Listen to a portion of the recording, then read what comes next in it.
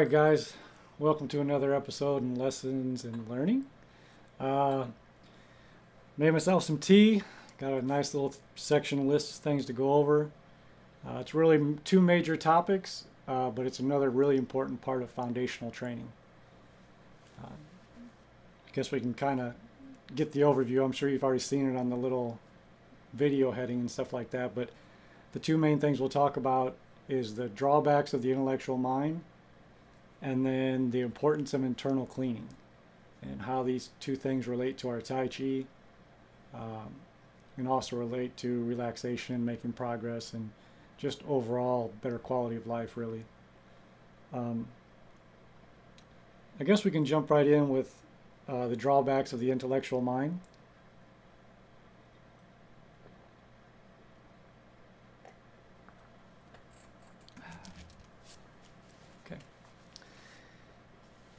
One of the things I noticed over the years, primarily like back in college and high school, I was extremely intellectual, really trying to figure things out, trying to figure out the world, trying to figure out why we're here, just trying to get a real good understanding of what's this all about, or what's the point. And I got very, very intellectual about it. I read any books I could find. At the time, I would even smoke marijuana and try to figure out all sorts of important things. I highly don't recommend that to anybody. It's not something I do or promote or think positively about, but it was a part of my life at the time, and just being straight up and honest with you. But through that whole process, I learned a lot of things about the intellectual mind. At first, it seems to be something that was really positive. It seemed to be like something I could control, something I can learn from. But as I got deeper and deeper involved in it, I started to realize that the intellectual mind isn't necessarily real. I guess first I need to clarify what I consider the intellectual mind. Like for me, when I look within and try to think and visualize somewhat and calculate or try to comprehend or figure things out, to me this is like the intellectual mind.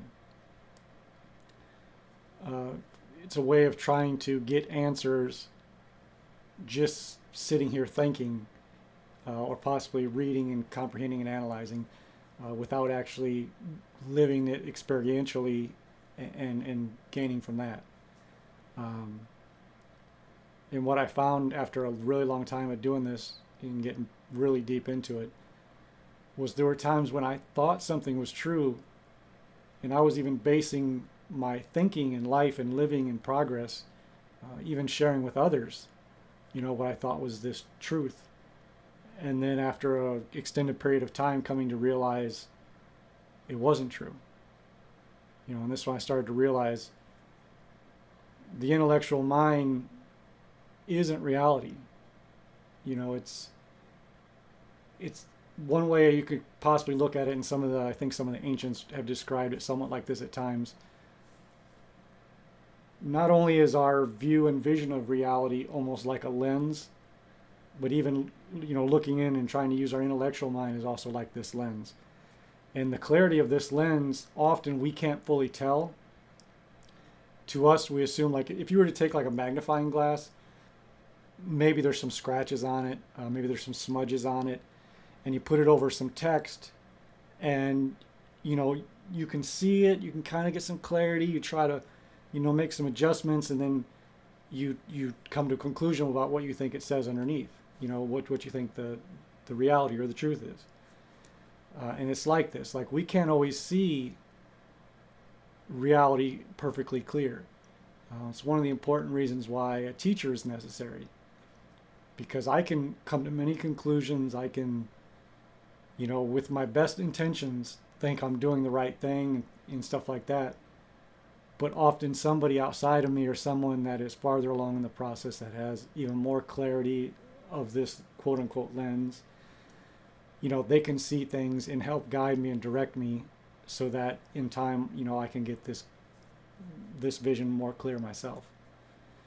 It's one of the reasons why I do these things, but I try to make sure this is coming from an intellectual, or like an experiential standpoint.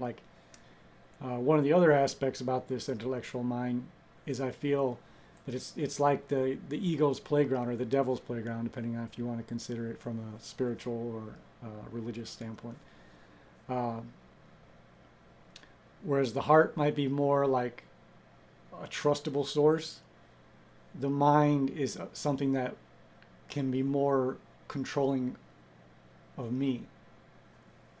Like if I become addicted to something, it's not really my heart. I don't have a love for these things where I just feel like I need to love it. It's more of an intellectual obsession where I just keep thinking about it and I just keep having thoughts that make me desire and want it. You know what I mean? The intellectual mind, it's just not a real healthy, safe place to live out of.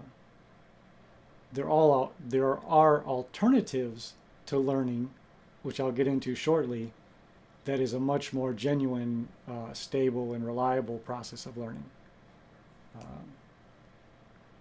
But some of the reasons why I realized I wanted to use the intellectual mind was because for me, it gave me a sense of control. Like, I can go and try to take the answers. If I can figure them out, then I can take them and have them. A fear of the unknown. Like when I'm afraid of the unknown, it makes me very uncomfortable.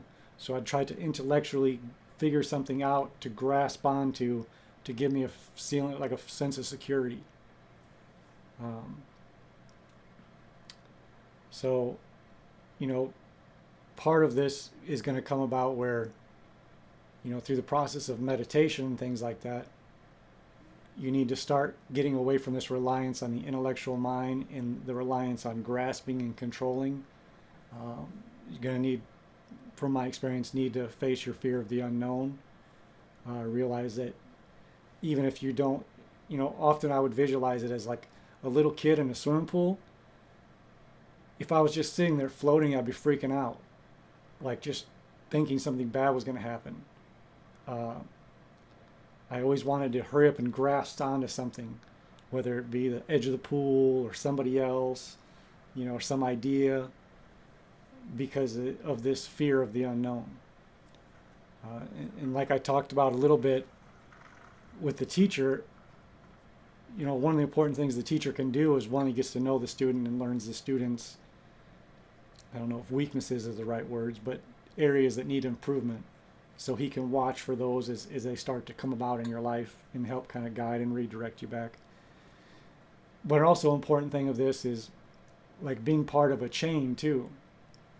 Because like as we're all going through this process, this has been going on for hundreds or thousands of years.